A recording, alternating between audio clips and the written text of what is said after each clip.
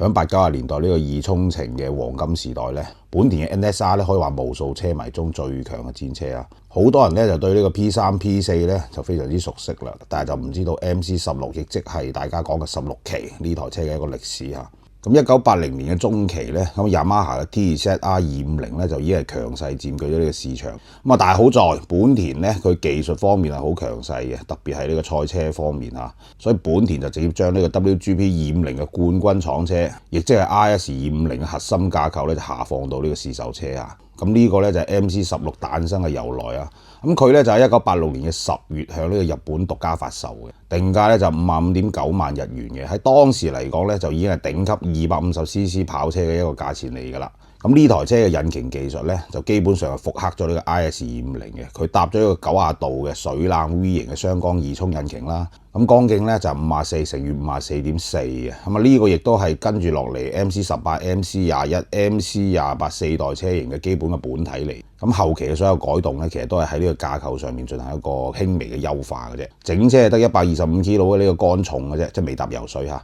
原廠數據就已經有45匹馬力。MC16咧其實就係 NSR250咁多車型入邊咧就唯一冇搭呢個 PGM 電腦嘅，咁啊佢係冇電子限速嘅，但係佢亦都搭咗一個純機械嘅初代 RC 蛙佬嘅排氣閥嚇。咁佢通過 GL 壓力咧，跟住呢個轉速嘅自適應咁樣可以調整呢個排氣蛙佬嘅開度嘅，咁啊實現呢個連續嘅呢個動力切換啊，咁啊低扭會比較好少少嘅，因為冇呢個電子嘅束縛啊，所以本田原廠咧就靠呢個物理方面嚟限制馬力嘅啫。所以車主只要簡單咁改下排氣咧，聽聞呢個馬力就可以輕鬆咁突破60匹㗎。但係畢竟係初代車型，而且呢台車好多技術都係從呢個賽車直接下放嘅，所以日常使用嘅話咧，亦都係出現咗好多問題。喺低溫狀況下邊呢個 RC 蛙佬其實反應係比較遲鈍少少嘅，咁啊所以低速揸起身咧就比較頓挫啦。咁啊喺市區代步咧，其實容錯率係好低嘅。咁另外一樣嘢就係個坐姿啦，太 racing 啦。咁啊腳踏除咗係升高之外咧，咁啊亦都係大幅後移嘅，